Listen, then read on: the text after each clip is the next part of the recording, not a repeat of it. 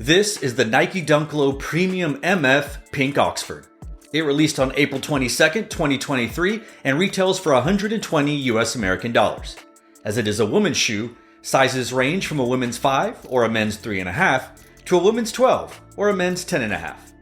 Created for the hardwood but taken to the streets, this 80s b-ball icon returns with classic details and throwback hoops flair. Channeling vintage style back onto the streets, its padded low-cut collar lets you take your game anywhere, in comfort. What's up, y'all? It's Daniel the Shoemmelier, and first let me clarify that no, I am not turning into a dunkhead, regular dunks, SB dunks.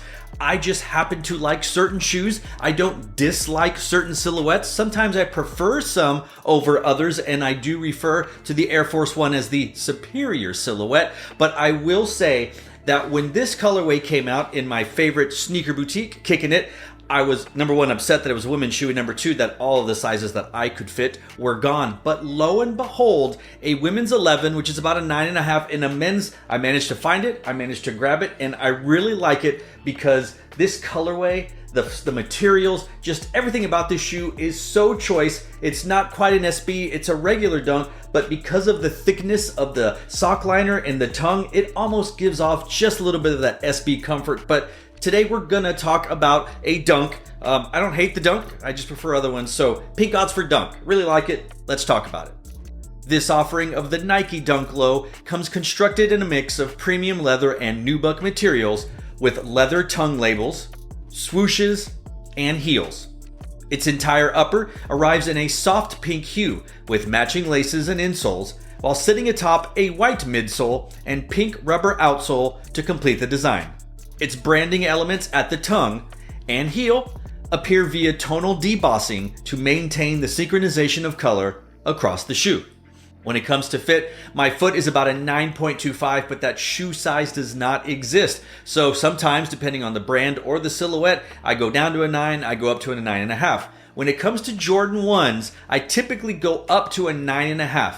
In other Nike silhouettes, a 9 works. But when it comes to women's, 10.5, 11 seems to be just fine, especially if I want to wear a thicker sock. If I was wearing a thin, small, no-show sock, maybe going a 10.5 or men's 9 would be the fit, but I tend to now wear a little bit thicker sock. I have a little bit of, not crew, but I don't know, half crew, mid crew, whatever. I do roll them down. I'm not a total 80s dweeb, though I did rock that look in the 80s. But regardless, I got the 11. It fits just fine. I would say whatever you normally get in your dunks, especially women's to men, go ahead and get that size, because I feel like this would fit truer to size if it was the size 9 men's.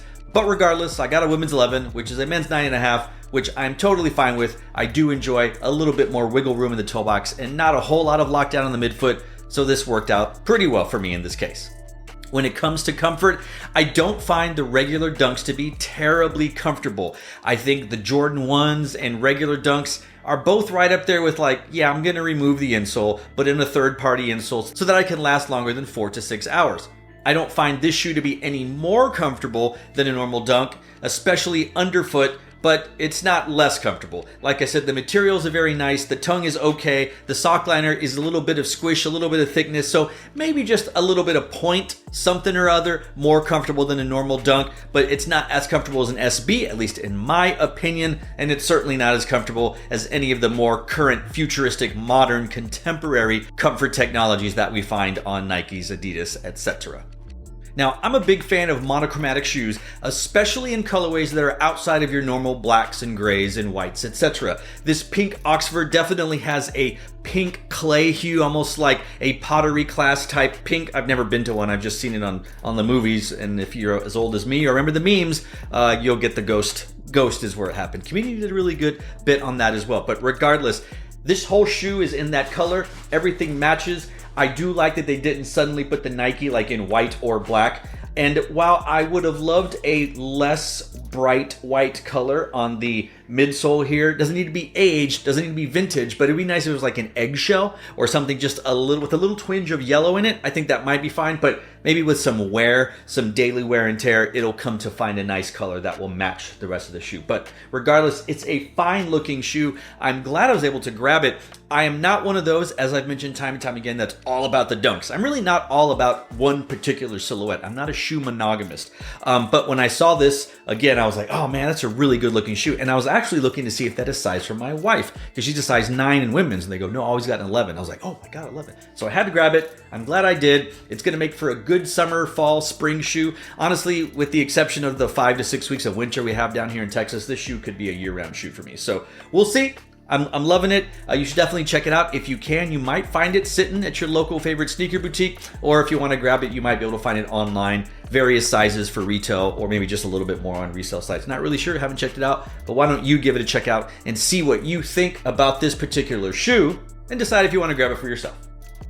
Thanks for checking out my thoughts on this Nike Dunk Low Premium MF Pink Oxford. Let me know in the comment section down below what you think about this particular shoe. Do you have it? Do you want it? Do you even care about it? If this is your first time watching this channel, maybe give a thumbs up. If you like the video, definitely leave a comment in the comment section down below. And if you like what you see and you want to see more shoe reviews or style guides or lace switches, or my latest series, which is called Ethno-Sneakerology, which is the study of the culture of sneakers, why don't you subscribe? Because I'm going to give tons of different sneaker-related content. It's not just our reviews, very few vlogs. Hopefully, you might see and learn something. So if you're interested, thumbs up, click that notification bell, subscribe, and fight the algorithm. 2 cents to Chris Catalunya with the underscore. So to all of you out there, wherever you are, thanks for watching. Stay tuned and just chill. Till the next episode.